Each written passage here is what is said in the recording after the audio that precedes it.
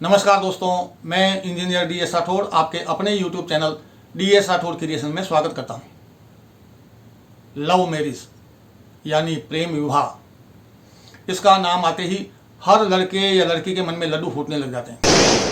हर कोई चाहता है कि उसकी शादी उसी की पसंद के लड़के या लड़की के साथ में हो जिससे वो प्यार करता है या करती है। और ये अच्छी बात भी है, इसमें कोई बुराई नज़र नहीं आती। लेकिन क्या हर किसी का प्यार, हर किसी का प्रेम विवाह में तब्दील हो पाता है? यानी हर किसी का प्रेम विवाह संपन्न हो पाता है? शायद नहीं। दोस्तों, अगर प्रेम में वासना आ जाए तो फिर वो सच्चा प्यार नहीं रहता है। आजकल 18 से 20 साल की उम्र होते होते किसी सुंदर लड़की से नैन लड़े नहीं कि समझो प्यार हो गया। नैन लड़ जाए है तो मन बा माँ कसक होइबे करी, नैन लड़ जाए है तो मन बा माँ कसक होइबे करी, प्रेम का छुट्टी है पटाखा तो दमक होइबे करी, नैन लड़ जाए है तो नैन लड़ जाए है तो मन बा माँ कसक होइबे करी। दोस्तों, नैन लड़े नहीं कि मन में उसको पाने की कसक सी होने लगती है। किसी ने ऐसे थोड़े ही कहा है कि इंसान प्यार में अंधा हो जाता है। प्यार के चक्कर में पड़ते ही रातों की नींद व दिन का चैन सब गायब हो जाता है। बंदा दिन रात अपने प्यार के ख्वाब में खोया रहता है और उसे पाने की हर संभव कोशिश करता है। तो चलिए दोस्तों, आज ये हम सब जानने की कोशिश करते हैं कि क्या आपकी कुंडली में भी प्रेम विवाह योग है या नहीं, और अगर है तो क्या ये योग विवाह में परिणत होगा अथवा नहीं। और ये सब जानने के लिए आपको इस वीडियो के आखिर तक मेरे साथ बने रहना होगा। तो चलिए दोस्तों, चलते हैं कुंडली चार्ट की तरफ। तो दोस्तों, आज हम चर्चा कर रहे हैं प्रेम विवाह की यानी लव मैरिज की। तो मैं सबसे पहले इस चार्ट पर लिख देता हूं लव मैरिज। नाम, योग या जातक की जगह लिख देता हूं लव मैरिज।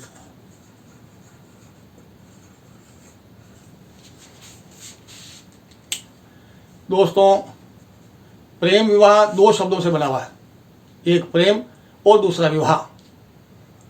प्रेम मन से किया जाता है और मन का कारक है चंद्रमा, और विवाह का मतलब होता है सांसारिक सुख, और सांसारिक सुख का कारक है शुक्र।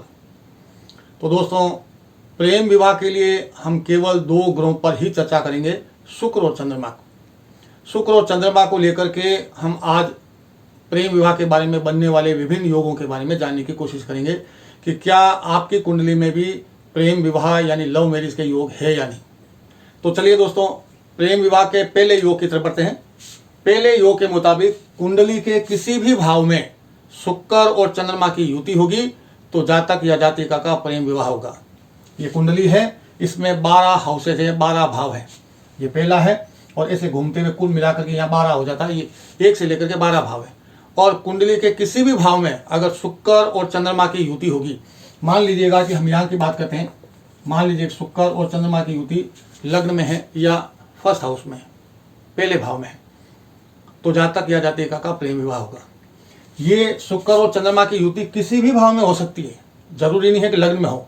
अगर कहीं पर भी है कुंडली के 12 भाव में से, ये पहला, दूसरा, तीसरा, चौथा, 5वां, 6वां, 7वां, 8वां, 9वां, 10वां, 11वां और 12वां, इन 12 भावों में से कहीं भी अगर शुक्र और चंद्रमा की युति होगी तो जातक या जातिका का प्रेम विवाह होगा। यानी ये जिसकी कुंडली में भी युति बनेगी उसका प्रेम विवाह होगा। ये हुआ पहला योग। अब बढ़ते हैं दूसरे योग की तरफ।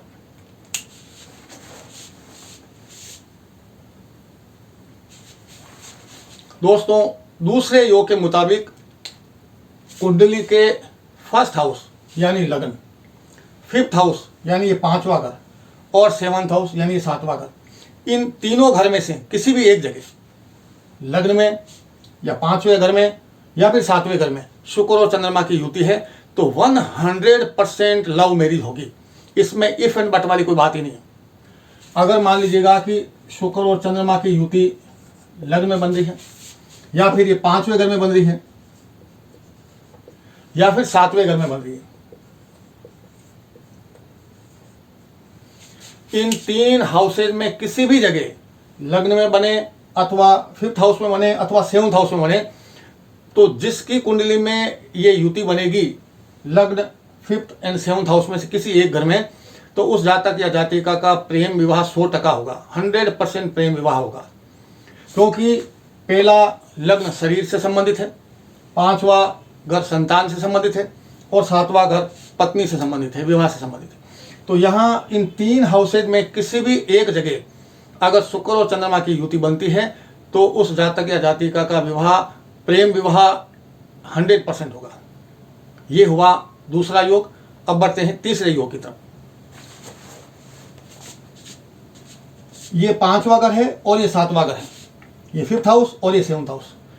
5th हाउस का लॉर्ड और 7th हाउस का लॉर्ड दोनों ही किसी एक जगह बैठे हों, यानी किसी एक जगह युति बना रहे हो, यानी किसी भी एक हाउस में पंचमेश और सप्तमेश दोनों हों, तो विवाह प्रेम विवाह होगा, 100% प्रेम विवाह होगा।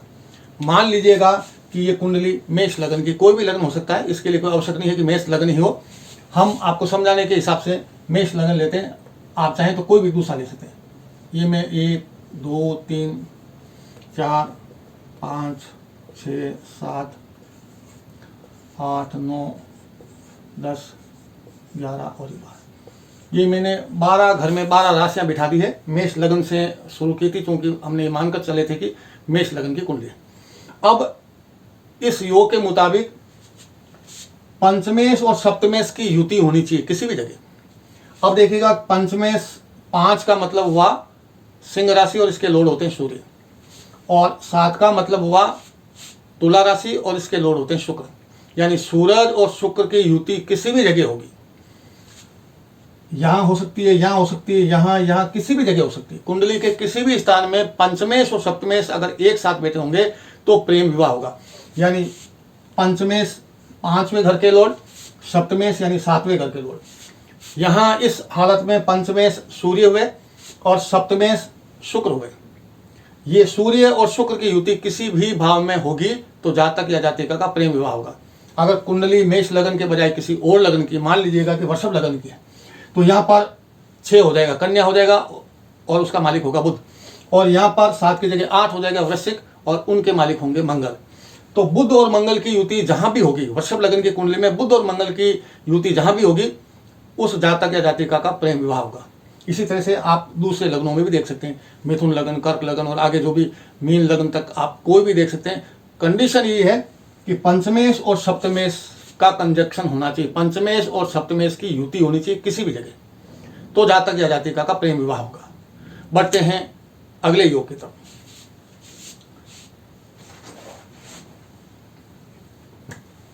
दोस्तों, अब चर्चा कर रहे हैं हम चौथे योग की तरफ। चौथा योग तीसरे योग से कुछ मिलता जुलता है, लेकिन इसमें थोड़ा सा और प्यूरिफिकेशन है कि कुंडली किसी भी लगन की हो, पंचमेश और सप्तमेश यदि वृषभ राशि या तुला राशि में युति बना रहे हो, वृषभ राशि के लॉर्ड शुक्र होते हैं और तुला राशि के लॉर्ड भी शुक्र होते हैं, यानी पंचमेश और सप्तमेश की जो युति है वो वृषभ राशि या तुला राशि में होनी चाहिए, तो प्रेम विवाह 100% नहीं बल्कि 200% होगा। उनके उस प्रेम विवाह को कोई नहीं रोक सकता है। इवन अगर कोई भी बाधक बनते हैं उनके प्रेम विवाह में, तो भी वो प्रेम विवाह में फलीभूत होकर रहेगा। यानी पंचमेश और सप्तमेश की युति वृषभ राशि या फिर तुला राशि में होनी चाहिए। मान लीजिएगा कि हम यहाँ चर्चा करते हैं किसी भी लगन की, मिथुन लगन ले लेते हैं या कर्क लगन ले लेते हैं, चलिएगा यहाँ हमने कर्क लगन ले लिया, कोई जरूरी नहीं, आप मिथुन लगन भी ले सकते हैं।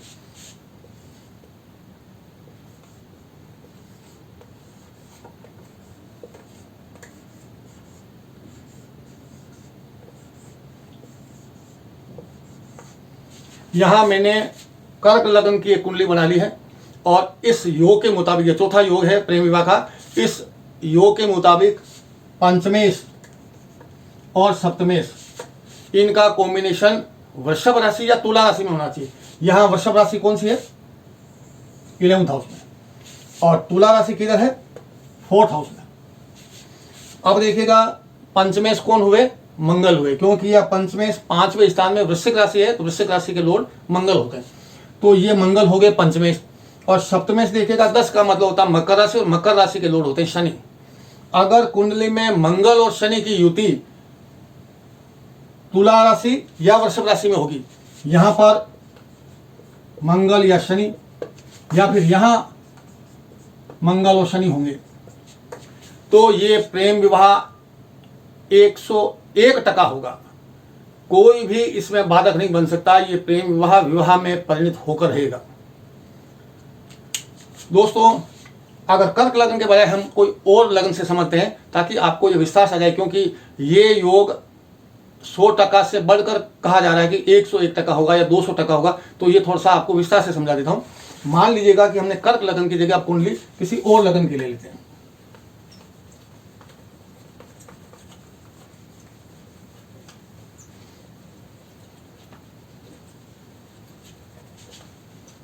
जैसा कि मैंने कर्क लग्न लिखने से पहले मिथुन लग्न बोला था, चलिए हम मिथुन लग्न की कुंडली बनाकर देखते हैं। ये कुंडली मिथुन लग्न की है।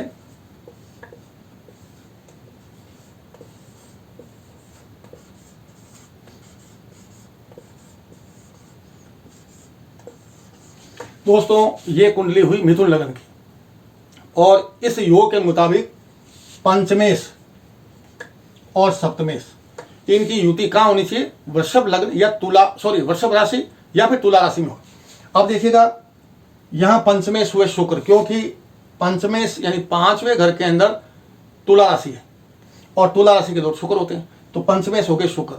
और यहाँ पर सप्तमेश, यहाँ पर धनु राशि है, तो इसके लोड हुए गुरु। यानी शुक्र और गुरु की युति कहाँ होनी चाहिए? वृषभ राशि या फिर तुला राशि में। ये है वृषभ राशि, यानी यहाँ पर गुरु और शुक्र अगर विराजमान होंगे तो 101% प्रेम विवाह होगा बिना किसी बाधा के, कोई बाधा नहीं आ सकती उसके। या फिर तुला राशि में, तुला राशि का मतलब 5वां स्थान ही हो गया, यहाँ पर गुरु और शुक्र। अगर 5वें स्थान में यानी तुला राशि के अंदर किसकी युति होनी चाहिए? पंचमेश और सप्तमेश की। या फिर वृषभ राशि में होनी चाहिए पंचमेश और सप्तमेश की युति। तो यहाँ देखिएगा आप, वृषभ राशि के अंदर गुरु और शुक्र की युति दिखाई हमने, और यहाँ पर तुला राशि में हमने दिखाया गुरु और शुक्र की। गुरु और शुक्र क्यों लिया हमने? पंचमेश और सप्तमेश को। पंचमेश शुक्र बन रहे हैं और सप्तमेश गुरु बन रहे हैं। तो दोस्तों, ये कोई भी लगन हो, इस तरह से आप 1 से लेकर के 12 लगन में से किसी पर भी ये बात लागू कर सकते हैं। कंडीशन यही है कि पंचमेश और सप्तमेश की युति होनी चाहिए, और वो युति कहाँ होनी चाहिए? आइदर वृषभ राशि में और तुला राशि में, क्योंकि ये दोनों शुक्र की राशियां हैं। तो यहाँ अगर ये पंचमेश और सप्तमेश की युति बनेगी तो उस जातक या जाति का जिसकी कुंडली में युति बन रही है 101%, 200% कुछ भी बोल लीजिएगा, उनका प्रेम विवाह होकर रहेगा बिना किसी बाधा के। तो ये हुआ दोस्तों चौथा योग। अब हम बढ़ते हैं 5वें योग की तरफ। दोस्तों, इस प्रेम विवाह योग के अंतर्गत शुक्र और चंद्रमा की युति 5वें घर में होनी चाहिए, केवल 5वें घर में। कंडीशन ये है, लग्न कोई भी हो लेकिन शुक्र और चंद्रमा की युति कहाँ होनी चाहिए? 5वें घर में। ये 5वां घर कहलाता है। ये पहला घर होता है 1, 2, 3, 4 और 5। तो यहाँ होनी चाहिए शुक्र और चंद्रमा की युति। जैसा कि मैंने इस वीडियो के शुरुआत में बोल दिया था कि शुक्र और चंद्रमा ही प्रेम विवाह के कारक ग्रह हैं। चंद्रमा मन का कारक है, शुक्र सांसारिक सुख का कारक है, और जब ये दोनों मिलते हैं तो प्रेम विवाह की परिभाषा बनाते हैं। तो शुक्र और चंद्रमा की युति 5वें घर में होनी चाहिए, संतान वाले घर में। 5वें घर में शुक्र और चंद्रमा की युति होनी चाहिए, और सप्तमेश 7th हाउस के जो लॉर्ड है वो तुला राशि या वृषभ राशि में होनी चाहिए। यहाँ जो भी राशि आएगी, मान लीजिए कि हमने यहाँ सिंह लग्न लिया, आप कोई भी ले सकते हैं, कन्या लग्न भी ले सकते हैं, तुला भी ले सकते हैं, वृश्चिक, उसके बाद में आगे धनु, मकर, कुंभ, मीन, कुछ भी ले सकते हैं। मान लीजिएगा कि हमने सिंह लग्न लिया, तो देखिएगा कि यहाँ सप्तम स्थान में कौन सी राशि आती है? यहाँ हो गए 5, 6, 7,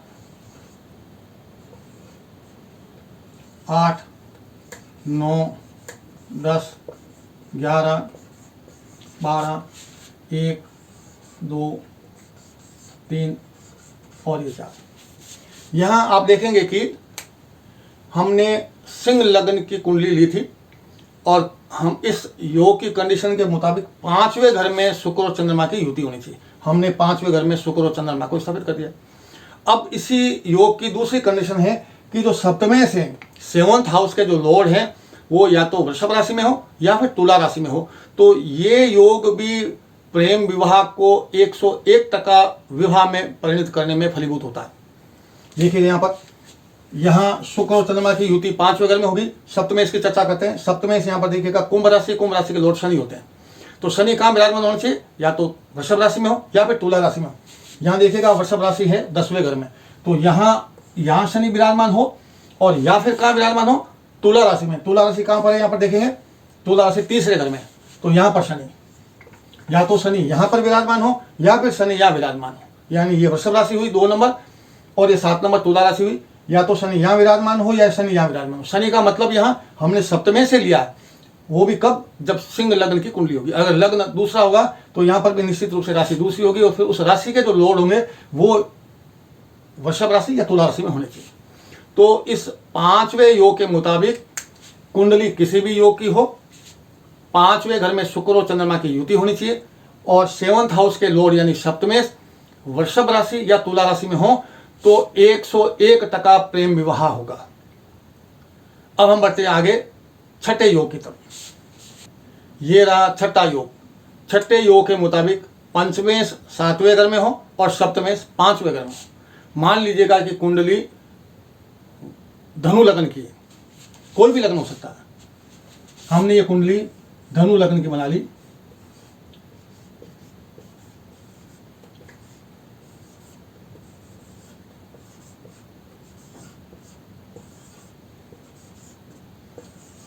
दोस्तों ये धनु लग्न की कुंडली है, और इस कुंडली के मुताबिक पंचमेश 7वें घर में होना चाहिए और सप्तमेश 5वें घर में होना चाहिए।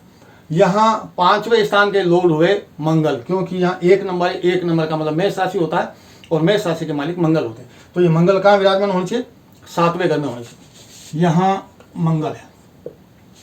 और सप्तमेश कौन हुए, यहाँ 3 का मतलब हुआ मिथुन राशि, और मिथुन राशि के लॉर्ड होते हैं बुध। तो बुध कहाँ होना चाहिए, 5वें घर में। तो यह योग बना पंचमेश चले गए सप्तम स्थान में और सप्तमेश चले गए पंचम स्थान में।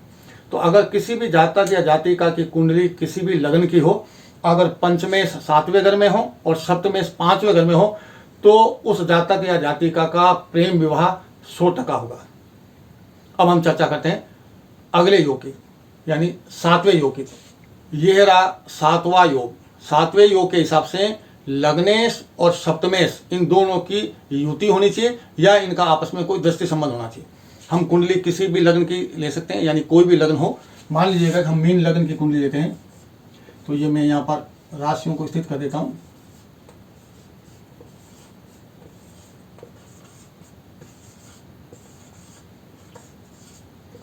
ये आपके सामने मीन लग्न की कुंडली तैयार है। अब इस योग के मुताबिक, इस योग की शर्तों के मुताबिक लग्नेश और सप्तमेश की युति होनी चाहिए कहीं पर भी। यहाँ लग्नेश होंगे गुरु, क्योंकि यहाँ मीन राशि और मीन राशि के लॉर्ड गुरु होते हैं, और सप्तमेश होंगे बुध, क्योंकि यहाँ 7वें घर के अंदर कन्या राशि है और कन्या राशि के मालिक बुध होते हैं। तो गुरु और बुध की युति यानी लग्नेश और सप्तमेश की युति कुंडली के किसी भी भाव में हो। मान लीजिएगा कि यहाँ पर है या और भी कहीं पर भी 12 स्थानों में से किसी भी जगह हो सकती है। तो हम यहाँ लिख देते हैं बुध और गुरु। चौथे घर में मैंने लिख दिया बुध सप्तमेश हुए और गुरु लग्नेश हुए। तो ये बुध और गुरु की युति कुंडली के किसी भी भाव में होगी तो प्रेम विवाह 100% होगा। ये स्थिति यहाँ पर भी बन सकती है। अगर यहाँ पर बुध और गुरु बनते हैं तो भी प्रेम विवाह होगा। इनमें से और भी किसी भी भाव में बनते हैं तो 100% प्रेम विवाह होगा। यानी कुंडली में लग्नेश और सप्तमेश की युति है, या फिर अगर इनके दृष्टि संबंध भी है तो भी प्रेम विवाह होगा। ये हुआ 7वां योग। और अब हम चर्चा करते हैं 8वें योग के बारे में। दोस्तों 8वें योग के मुताबिक कुंडली किसी भी लग्न की हो और कुंडली के किसी भी भाव में मंगल और शुक्र की युति हो। मान लीजिएगा कि हम ये कुंडली कुंभ राशि के ले लेते हैं, क्योंकि अब तक कुंभ लग्न के ले लेते हैं, क्योंकि अब तक हमने सारे लग्न ले लिए हैं। कुंभ को नहीं लिया, कुंभ ले लेते हैं, मकर को नहीं लिया, मकर लग्न ले लेते हैं। मान लीजिएगा ये कुंडली मकर लग्न की 10, 11, 12, 1, 2, 3, 4, 5, 6, 7, 8 और ये मकर लग्न की कुंडली आपके सामने तैयार है। और इस कुंडली, इस योग के मुताबिक कुंडली के किसी भी घर में शुक्र और मंगल की युति है। शुक्र और मंगल की युति कहीं पर भी होगी तो प्रेम विवाह होगा। लेकिन इसमें एक बात नोट करने लायक है कि अगर शुक्र और मंगल की युति है और उस पर किसी भी शुभ ग्रह का प्रभाव नहीं है तो प्रेम विवाह तो जरूर होगा, लेकिन उस प्रेम विवाह में वासना अधिक होगी। प्रेम कम होगा, वासना अधिक होगी। मान लीजिएगा कि इस कुंडली के किसी भी हाउस के अंदर शुक्र और मंगल की युति है। मान लीजिएगा कि हम चौथे घर में, 10वें घर में, लग्न में कहीं भी दिखा देते हैं। मान लीजिएगा कि हम उसको शुक्र मंगल को लग्न में ही दिखा दें। ये शुक्र और मंगल की युति है लग्न के अंदर, और ये अगर युति है कुंडली में किसी भी जातक की कुंडली में, तो निश्चित रूप से उनका प्रेम विवाह तो होगा, लेकिन उस प्रेम विवाह में प्रेम नहीं के बराबर होगा, वासना अधिक रहेगी। लेकिन अगर इस युति के ऊपर, यानी ये युति किसी शुभ ग्रह के प्रभाव में आ जाए, यानी इस पर बृहस्पति की दृष्टि या किसी अन्य शुभ ग्रह की दृष्टि हो जाए, तो ये प्रेम विवाह वासना रहित हो जाएगा। यानी इसमें वासना नहीं बल्कि पुनः प्यार होगा उसमें। ठीक है ना। तो अब हम देखते हैं कि इसके ऊपर बृहस्पति की दृष्टि होनी चाहिए। बृहस्पति की दृष्टि होती है 5, 7 और 9। 5वीं दृष्टि से देखता है बृहस्पति, 7वीं दृष्टि से भी देखते हैं और 9वीं दृष्टि से भी देखते हैं। तो 5वीं दृष्टि से कहां से देखेंगे? अगर मान लीजिएगा कि बृहस्पति ऐसी जगह पर है जहां इस पर 5वीं दृष्टि पड़ती हो, 7वीं दृष्टि पड़ती हो, 9वीं दृष्टि पड़ती हो, तो 7वीं दृष्टि तो सीधी सी बात है कि सामने वाला भाव हमेशा 7वां घर होता है। अगर बृहस्पति यहां पर है तो सीधी दृष्टि पड़ेगी शुक्र मंगल की युति पर। अगर ये 7वीं दृष्टि भी बृहस्पति की शुक्र मंगल की युति पर पड़ रही है तो वो वासना रहित प्यार होगा, यानी सच्चा प्यार होगा, उसमें प्रेम विवाह का योग बनेगा। ठीक है। अगर मान लीजिएगा कि ये 5वीं दृष्टि से देख रहे हैं, तो 5वीं दृष्टि से कहां से देखेंगे? अगर कन्या राशि में यानी इस 9th हाउस में बृहस्पति होंगे तो 1, 2, 3, 4 और 5वीं दृष्टि से देखेंगे। यहां बृहस्पति ने होकर के अगर मान लीजिएगा कि यहां बृहस्पति है तो वो 1, 2, 3, 4 और 5वीं दृष्टि से इस शुक्र मंगल की युति को देखेंगे, तो भी ये प्रेम विवाह वासना रहित होगा, इसमें वासना नहीं होगी, ये भी सच्चा प्यार होगा। और फिर हमने एक और बताया था कि बृहस्पति 5वीं, 7वीं और 9वीं दृष्टि से देखते हैं। तो 9वीं दृष्टि से कहां से होगा? ये 7 है यहाँ, तो यहाँ से 9वीं दृष्टि हो जाएगी। अगर गुरु यहाँ पर विराजमान है, बृहस्पति यहाँ विराजमान है, तो देखिएगा 1, 2, 3, 4, 5, 6, 7, 8 और 9, 9वीं दृष्टि से इस शुक्र मंगल की युति को देखेंगे। यानी सार ये है इस योग का कि कुंडली में शुक्र और मंगल की युति होनी चाहिए तो प्रेम विवाह होगा। लेकिन अगर उस पर शुभ ग्रहों की दृष्टि नहीं है, शुभ ग्रहों के प्रभाव में ये युति नहीं है, तो फिर उस प्रेम विवाह में वासना अधिक होगी, प्यार कम होगा। लेकिन इसके साथ ही अगर शुक्र और मंगल की युति पर किसी शुभ ग्रह की दृष्टि हो, शुभ ग्रह में भी हम लोग विशेष रूप से बृहस्पति को ही लेते हैं, गुरु को ही लेते हैं, अगर उस पर गुरु की दृष्टि है तो निश्चित रूप से ये वासना रहित प्रेम विवाह होगा। और चूंकि गुरु की दृष्टि 5वीं, 7वीं और 9वीं होती है, 5वीं दृष्टि भी पूर्ण दृष्टि है, 7वीं भी पूर्ण दृष्टि और 9वीं भी पूर्ण दृष्टि है। तो इस तरीके से हमने इस कुंडली में ये समझा कि 5वीं दृष्टि शुक्र मंगल की युति पर पड़ेगी तो ये वासना रहित प्रेम विवाह होगा, प्रेम विवाह का योग बनेगा। 7वीं दृष्टि भी ये का ये फल देगी और 5वीं दृष्टि भी देगी। यहाँ से बृहस्पति इस युति को देख रहे हैं, यहाँ से सीधे देख रहे हैं और यहाँ से भी ये देख रहे हैं। यानी बृहस्पति की जो 3 दृष्टियां हैं 5, 7, 9, उससे शुक्र मंगल की युति शुभता में बदल रही है। यानी शुक्र मंगल की युति में जो वासना सब था वो हट जाएगा और ये भी एक तरह से प्रेम विवाह का कारण बनेगी। तो दोस्तों ये था 9वां योग, 8वां, ये 8वां योग था। अब हम चर्चा करते हैं 9वें योग के बारे में।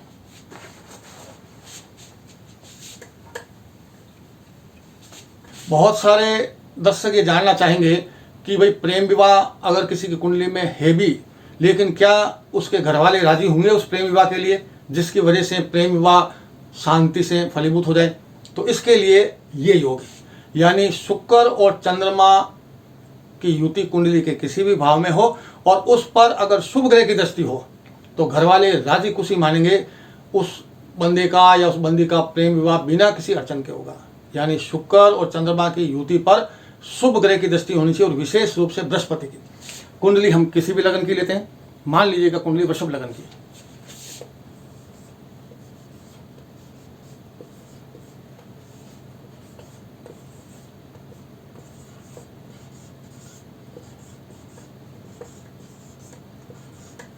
ये वृषभ लगन की कुंडली बनकर तैयार है। इस कुंडली के मुताबिक कुंडली के किसी भी भाव में शुक्र और चंद्रमा की युति है और उस पर शुभ ग्रह, विशेष रूप से अगर गुरु की दृष्टि है, क्योंकि गुरु की दृष्टि में अमृत होता है, और अगर गुरु की दृष्टि किसी पर भी पड़ जाए, किसी भी युति पर पड़ जाए, तो वो युति शुभता में बदल जाती है। अगर उस युति का फलकतन विपरीत ही क्यों ना हो, प्रतिकूल ही क्यों ना हो, अशुभता लिए हुए भी क्यों ना हो, वो शुभता में बदल जाता है, क्योंकि गुरु की दृष्टि में, बृहस्पति की दृष्टि में अमृत होता है। तो यहाँ हम 90 योग की बात कर रहे हैं कि इस योग के मुताबिक अगर कुंडली के किसी भी भाव में शुक्र और चंद्रमा की युति है और उस पर शुभ ग्रह की दृष्टि है, विशेष रूप से बृहस्पति की, तो घर वाले उसके प्रेम विवाह में साथ देंगे उसका, और उसका प्रेम विवाह सुकून के साथ में आराम से संपन्न हो जाएगा बिना किसी बाधा के। मान लीजिएगा कि कुंडली हमने वृषभ लग्न के लिए, वृषभ लग्न में किसी भी स्थान में शुक्र और चंद्रमा है, हम कहीं भी शुक्र और चंद्रमा दिखा देते हैं, मान लीजिए चौथे घर में, सातवें घर में, कहीं भी हम लग्न में ही दिखा देते हैं, आपके समझ में आसान रहेगा। यहाँ शुक्र और चंद्रमा हमने दिखा दिया, ठीक है। अब इस शुक्र और चंद्रमा पर शुभ दृष्टि होनी चाहिए बृहस्पति की या फिर अन्य शुभ ग्रह की। अन्य शुभ ग्रह में कौन से होते हैं? एक तो चंद्रमा और शुक्र स्वयं होते हैं, तो चंद्रमा और शुक्र तो यहाँ आगे। अब पीछे बचते हैं बृहस्पति और बुध, क्योंकि बुध को भी हमने एक तरह से न्यूट्रल या नपुंसक ग्रह मानते हैं। वो जिस राशि के साथ में या जिस ग्रह के साथ में बैठते हैं उस ग्रह की विशेषताएं ज़्यादा एक्सेप्ट कर लेते हैं। तो यहाँ घूम फिर करके शुभ ग्रह में जो एक ग्रह ही बनता है और वो बनता है बृहस्पति। तो यहाँ हमने शुक्र और चंद्रमा लगन में दिखाया। मान लीजिएगा कि वो शुक्र और चंद्रमा लगन में नहीं होकर किसी और में भी है, क्योंकि हमने अभी इससे पहले वाले योग में लगन में दिखा दिया था। तो अब हम थोड़ा सा अलग हट करके लेते हैं ताकि आपको और आसानी समझ में आए। मान लीजिएगा कि शुक्र और चंद्रमा की युति कहीं पर भी ऐसी जगह पे, मान लीजिएगा तीसरे घर में, यहाँ शुक्र और चंद्रमा की युति तीसरे घर में बन गई।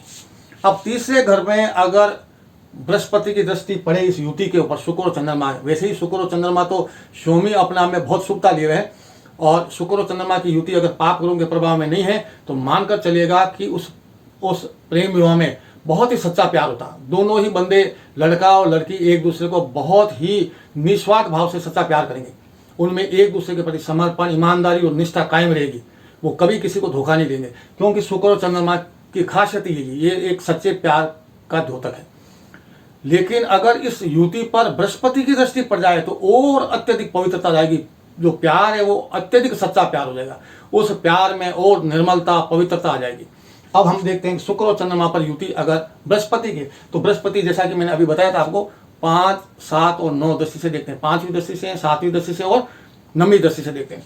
यहाँ अगर हम 7वीं की बात करते हैं तो ये सामने वाला घर हमेशा 7वां घर होता है। यहाँ जो 9th हाउस है जिसमें मकर राशि है, अगर मान लीजिए बृहस्पति यहाँ पर है तो ये सीधी 7वीं दृष्टि से इसको देखेंगे, और जो ही शुक्र और चंद्रमा की युति को बृहस्पति की दृष्टि मिलेगी, ये युति और अधिक पवित्र हो जाएगी और अत्यधिक उसमें बल आ जाएगा और अत्यधिक उसमें शुभता आ जाएगी। और शुक्र चंद्रमा की युति प्रेम विवाह का वैसे ही कारण है, कारक ग्रह है, तो निश्चित रूप से ये प्रेम विवाह और अत्यधिक शुभता को लेकर के होगा। इसमें घर वालों की रजामंदी रहेगी और प्रेम विवाह बिना किसी अड़चन के, बिना किसी बाधा के संपन्न हो जाएगा। यानी ये जिस जातक या जातिका की कुंडली में होगा वो भाग्यशाली जातिका या जातक होगा, जिसके घर वाले स्वयं चला करके उसके प्रेम विवाह में उसकी मदद करेंगे।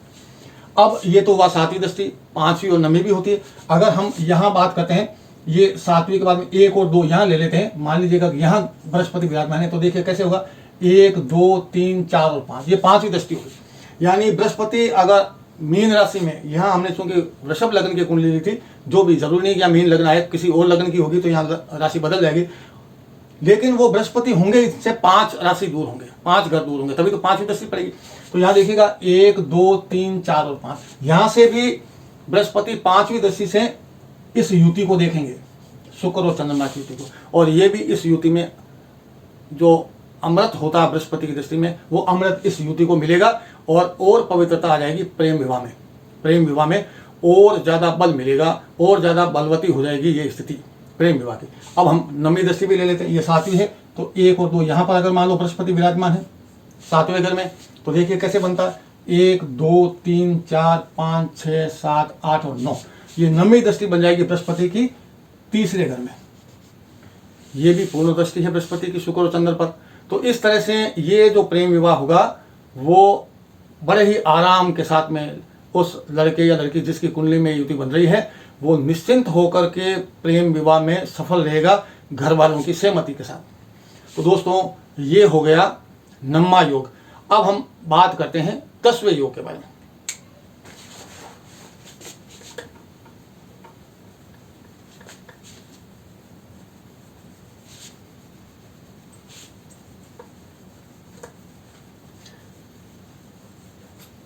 दोस्तों 10वां और 11वां योग हम इसमें इसलिए जोड़ रहे हैं कि बहुत सारे दर्शकों की ये जिज्ञासा रहेगी कि अगर उनकी कुंडली में प्रेम विवाह है भी तो क्या वो प्रेम विवाह अंतरजातीय प्रेम विवाह होगा या सजातीय प्रेम विवाह होगा, यानी अपने ही कुटुंब वाले, अपने ही जाति वाले किसी लड़के लड़की के साथ में विवाह होगा अथवा किसी दूसरी जाति के अंतरजातीय विवाह होगा। तो उसका जवाब है ये 10वां और 11वां योग। 10वें योग के मुताबिक शुक्र और चंद्रमा की युति पर अगर शनि की दृष्टि है, कुंडली किसी भी लगन की, मान लीजिए कुंडली उन्हें हम ले लेते हैं मिथुन लगन की,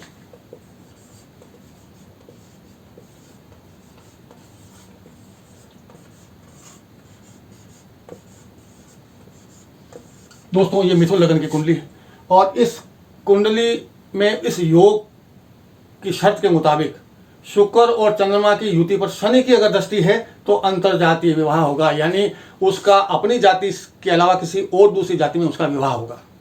शनि चूंकि निम्न वर्ग को रिप्रेजेंट करता है, इसलिए निश्चित रूप से उस जातक या जातिका का विवाह किसी अन्य जाति वाले के साथ में होगा, जिसको हम अंतरजातीय विवाह कहते हैं। मान लीजिएगा कि कुंडली के किसी भी भाव में शुक्र और चंद्रमा की युति है, हम यहाँ चौथे घर में दिखा देते हैं, कहीं भी हो सकती है, कोई जरूरी नहीं है कि वो चौथा घर ही हो। इस पर शनि की दृष्टि होनी चाहिए। शनि की जो दृष्टि है वो 3, 7 और 10 होती है। तीसरे दृष्टि से भी पूरी तरह से देखते हैं शनि, 7वीं दृष्टि से भी देखते हैं, 7वीं दृष्टि से हर कोई ग्रह देखता, और 10वीं दृष्टि से भी शनि देखते हैं, यानी 3, 7, 10। अब देखिएगा 7वीं दृष्टि कौन सी हुई, सामने वाला घर। अगर शनि यहाँ विराजमान है, किसी जातक की कुंडली में शुक्र और चंद्रमा की युति बन रही है और उस पर शनि की दृष्टि है, तो उसका अंतरजातीय विवाह होगा। यहाँ शनि 7वीं दृष्टि से देख रहे हैं, 1, 2, 3, 4, 5, 6, 7, 7वीं दृष्टि से शनि ने इस युति को देखा। शनि के अंदर 3 दृष्टियां हैं, 3, 7 और 10। अब 3 देखिएगा, ये हुआ 3। यहां पर अगर शनि विराजमान है दूसरे घर में, तो 1, 2 और 3 शनि यहां से भी तीसरी दृष्टि से इस युति को देखेंगे। अब 10वीं दृष्टि देख लीजिएगा, 10वीं दृष्टि कहां से होगी, यहां से 3 पीछे चल जाएगा, 1, 2, 3। अगर यहां हम शनि को बिठाते हैं तो 1, 2, 3, 4, 5, 6, 7, 8, 9 और 10, यानी अगर शनि 7वें घर में विराजमान है तो अपनी 10वीं दृष्टि से वो इस शुक्र और चंद्रमा की युति को देखेंगे।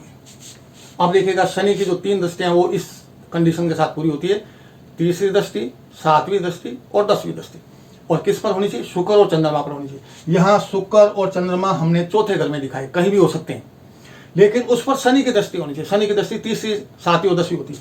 हमने 7वीं दिखाई सामने वाले घर में, सामने वाला घर 7वां होता, तो यहाँ से शनि ने पूर्ण दृष्टि से शुक्र और चंद्रमा की युति को देखा। ये योग वाली स्थिति भी अंतरजातीय विवाह का कारण बनती है। यहाँ हमने 7वें स्थान में शनि को दिखाया, तो शनि ने यहाँ से 10वीं दृष्टि से इसको देखा, 1, 2, 3, 4, 5, 6, 7, 8, 9 और 10। यहाँ से 10वीं दृष्टि से शनि ने शुक्र और चंद्रमा की युति को देखा। और अगर हमने शनि को दूसरे घर में दिखाया, सेकेंड हाउस में, तो सेकेंड हाउस में अगर शनि है तो चौथे घर में जो शुक्र और चंद्रमा की युति बन रही, उस पर तीसरी दृष्टि से शनि पूरी तरह से देखेंगे, 1, 2 और 3।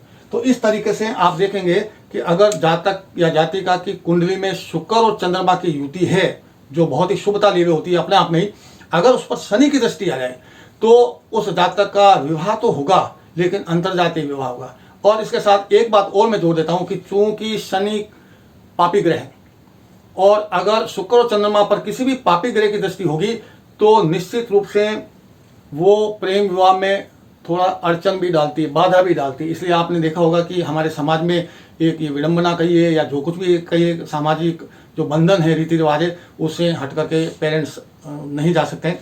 तो ऐसी सूरत में जब शुक्र और चंद्रमा की युति पर शनि की दृष्टि पड़ती है तो उस प्रेम विवाह को फलीभूत होने में बहुत जोर आता है, बहुत मुश्किलें और अड़चनें आती बीच में, और उसके बाद कहीं जा करके वो फलीभूत होता भी है तो बड़ी मुश्किल से होता है। उस योग में घर वालों की रजामंदी बड़ी मुश्किल से मिलती है। तो ये हो गई, ये योग हो गया शुक्र और चंद्रमा की युति पर शनि का दृष्टि समय। इसमें मैं एक बात और जोड़ देता हूँ मित्रों, ताकि ज़्यादा योग ना बढ़े। अगर इस पर राहु की दृष्टि है, शुक्र और चंद्रमा पर राहु की दृष्टि पड़ रही है, राहु की दृष्टि 5, 7 और 9 होती है।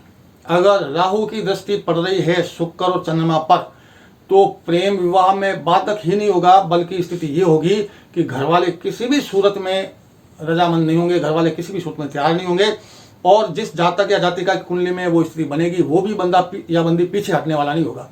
और हालात ये हो जाएंगे, कर जाएंगे वगैरह, कि अगर राहु की दृष्टि में प्रबलता है, शुक्र और चंद्रमा अगर थोड़े से कमजोर हैं, तो वो स्थिति थोड़ी भयावह हो सकती है। यानी माँ बाप के विरोध के कारण, समाज के बंधनों के विरोध के कारण वो जातक या जातिका पीछे हटने को तैयार नहीं होंगे, और उसकी परिणति थोड़ी सी दुष्कर हो सकती है, जो आगे जाकर के बड़ी ही अनिष्टकारी होती है।